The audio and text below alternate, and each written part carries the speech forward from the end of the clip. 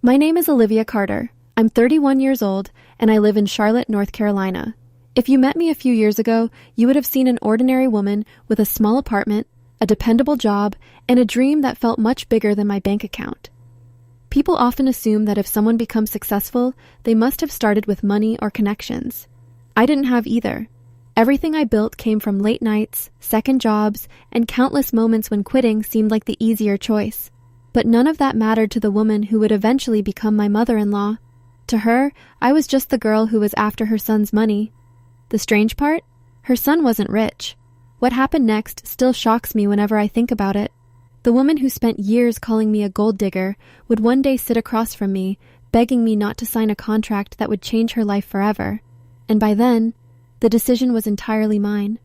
But to understand how we got there, I need to take you back to the beginning. 3 years earlier, life felt wonderfully ordinary. I worked as an operations manager for a growing logistics company.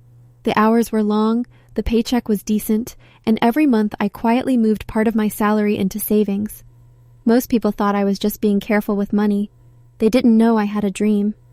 Ever since college, I wanted to own a business, not because I cared about luxury cars or giant houses, but because I wanted something nobody could ever take away from me.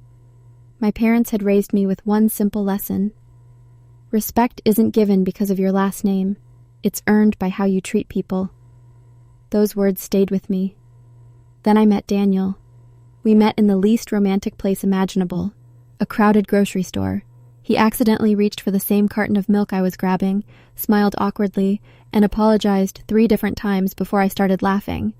That tiny moment turned into coffee. Coffee turned into dinner.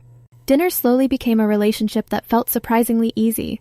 Daniel wasn't flashy. He worked as a project engineer, loved old movies, and somehow believed every problem could be solved with patience. It was one of the reasons I fell in love with him. For almost a year, everything felt peaceful, until he said something during one quiet Sunday afternoon that changed everything. "I think it's time you met my family." I smiled. I'd love to. If only I had known what was waiting for me on the other side of that invitation. A week later, I stood outside his parents' beautiful 2-story home, holding a homemade apple pie that had taken me nearly 4 hours to bake. I remember checking my reflection in the car window one last time. I wanted them to like me. I wanted them to see the woman their son loved. Instead, before dinner was even over, his mother had already decided exactly who she thought I was, and nothing I said that night would change her mind. The front door swung open before Daniel even had a chance to knock twice. A woman in her late 50s stood there wearing an elegant navy dress and a perfectly practiced smile. Her posture was confident, almost regal, and for a brief moment, I thought maybe I had worried for nothing. "You must be Olivia," she said. "I've heard so much about you." There was something about the pause before the last sentence that made my stomach tighten. I smiled anyway and held out the pie. "I baked this for everyone. I hope you like apple." She glanced at the pie for barely a second before handing it to a housekeeper walking through the hallway. "Thank you. We usually order dessert from a bakery, but I'm sure everyone will appreciate the effort." The effort. Not the pie, not the thought behind it, just the effort. Daniel either didn't notice or pretended not to. He slipped an arm around my shoulder and whispered, "Don't be nervous. Mom takes a while to warm up." I nodded, trying to believe him. Inside, the house looked like something from a magazine. Crystal chandeliers reflected warm light across polished marble floors. Family portraits covered one wall, each one showing expensive vacations, graduation ceremonies, and holiday celebrations. As I looked around, something caught my attention. Every photo included Daniel. Every photo included his older brother, Michael. Every photo included his parents. There wasn't a single picture of anyone who had married into the family. It was a small detail, but it made me feel like I was walking into a club where membership had already been decided. Dinner began pleasantly enough. His father, Richard, asked about my work. Daniel joked about our first grocery store meeting. Even Michael's wife, Claire, smiled kindly and asked where I'd learned to bake. Then Evelyn, Daniel's mother, set down her wine glass. "So, Olivia," she said with a smile that never reached her eyes, "what exactly do you see in my son?" The table became strangely quiet. Daniel laughed. "Mom!" What? She replied innocently. I'm just curious, I answered honestly. I love how kind he is. He's patient, thoughtful, and he makes people around him feel safe. She gave a tiny nod. That's sweet. Then she added quietly, almost as if talking to herself. Most women usually mention his career first. I forced a small laugh, unsure whether she was joking. She wasn't. Throughout dinner, the questions kept coming. What kind of neighborhood did you grow up in? Do your parents own their home? Student loans paid off yet? Do you plan to keep working after marriage? Each question sounded polite on its own. Together, they felt like an interview I hadn't agreed to. Daniel squeezed my hand under the table several times, silently apologizing. I appreciated the gesture, but I also wondered why he wasn't saying anything out loud. After dinner, everyone moved into the living room for coffee. Richard and Michael started talking about business. Their family owned a regional manufacturing company that had been around for decades. Evelyn spoke proudly about how the company had always stayed within trusted hands. Then she looked directly at me. I've always told my boys something. The room grew quiet again. When people suddenly become interested in successful families, it's important to ask whether they're in love with the person or the lifestyle. No one said a word. I could feel the heat rising in my face. Claire stared into her coffee cup. Richard suddenly became very interested in his newspaper. Daniel looked uncomfortable but remained silent. Finally, I smiled as politely as I could. I was supporting myself long before I met Daniel. Evelyn smiled back. I'm sure you were. It wasn't agreement. It was dismissal. On the drive home, the silence inside the car felt heavier than the dinner itself. I'm sorry, Daniel finally said. She didn't mean it the way it sounded. I looked out the window at the passing streetlights. What way did she mean it? He didn't answer. Instead, he sighed. She'll come around. I wanted to believe him. I really did. But deep down, something told me this wasn't just a difficult first impression. It was the beginning of a battle I hadn't even realized I was walking into. And before long, Evelyn would stop hiding what she really thought of me. The next family gathering would prove that her comments at dinner had only been the beginning. Over the next few months, I convinced myself that the awkward dinner had simply been a bad first impression. I wanted to believe Daniel was right. She'll come around. So I kept showing up, birthday dinners, Sunday lunches, holiday gatherings.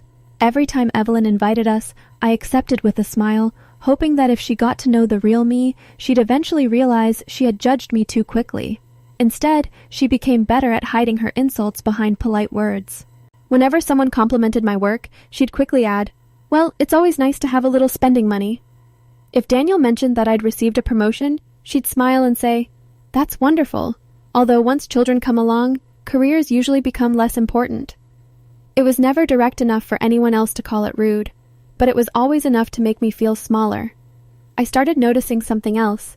Every family gathering somehow turned into a conversation about money, not because I brought it up, because Evelyn always did.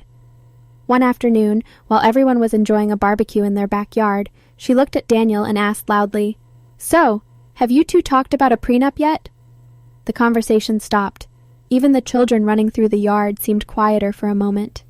Daniel looked surprised. "Mom." "What?" she asked with an innocent smile. "It's just practical."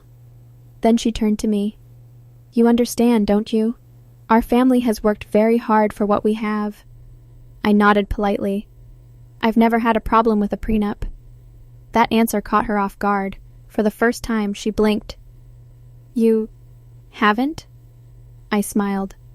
"No, I actually suggested one before Daniel ever mentioned it." Daniel looked at me and smiled proudly. "I told you that, Mom." She forced a laugh. "Well, that's very sensible." But there was disappointment in her voice, almost as if she had hoped I'd argue, as if she wanted proof that I cared about their money. The truth was almost funny. Daniel earned a comfortable salary. So did I. We split nearly every expense. When we bought our townhouse, I paid half the down payment. When we traveled, we shared the costs. Neither of us depended on the other financially. But facts didn't matter to Evelyn. She had already decided who I was, and she was determined to make everyone else believe it too. A few weeks later, Daniel proposed during a quiet weekend trip to the mountains. There were no cameras, no audience. Just the two of us overlooking a lake as the sun disappeared behind the trees. It was perfect. I said yes before he even finished asking. For a little while, life felt beautiful again. We called our families that evening. My parents cried happy tears. My younger sister screamed so loudly through the phone that Daniel could hear her laughing from across the room. Then we called his parents. Richard congratulated us warmly. Michael sounded genuinely excited. Evelyn paused. "Oh," she finally said. "That was quicker than I expected." Daniel laughed awkwardly. "We've been together almost 2 years." "I know," she replied. "I just hope you've both thought everything through." Her words lingered long after the call ended. Still, I told myself not to overthink them. Wedding planning began a month later. At first, Evelyn insisted she wanted to help. "I've planned plenty of family events," she said with a warm smile. "You shouldn't have to carry all the stress." I was relieved. Maybe this was the fresh start we both needed. For several weeks, everything seemed fine. She recommended florists. She introduced us to caterers. She even complimented the wedding venue. I thought we were finally building a relationship. Then one afternoon, I arrived early at the venue for a meeting with the event planner. As I walked toward the conference room, I heard familiar voices through the half-open door. I wasn't trying to listen, but then I heard my name. "Daniel deserves someone from a better family," Evelyn said. I froze. Another woman laughed softly. "I still can't believe he chose her." Evelyn sighed dramatically. "She's smart enough to hide it." "Hide what?" "What she really wants." The room filled with quiet laughter. "I've seen women like Olivia before," Evelyn continued. "Sweet smile, humble clothes, big dreams." She lowered her voice. "They marry into successful families, wait patiently, and eventually, everything belongs to them." My chest tightened.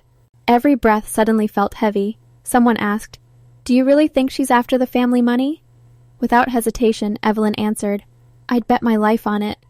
The words hit harder than I expected, not because they were new, but because she truly believed them.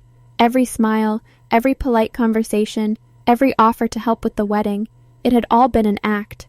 I stepped away from the door before anyone noticed me. By the time I reached the parking lot, tears blurred my vision. I sat inside my car with my hands gripping the steering wheel so tightly my fingers hurt.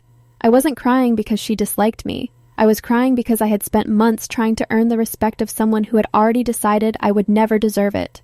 That evening, Daniel came home and immediately noticed something was wrong. What happened? I looked at him for a long moment. This was the moment that would change everything. If I told him what I'd heard, he'd have to choose between defending me or protecting the peace in his family. Taking a shaky breath, I finally spoke. "Your mother doesn't just dislike me anymore." I looked him straight in the eyes. "She's trying to convince everyone that I'm only marrying you for your money." The color drained from his face, and neither of us realized that this accusation was only the beginning, because Evelyn was about to make one public accusation that would humiliate me in front of everyone we loved, and that single moment would quietly set my own plan into motion.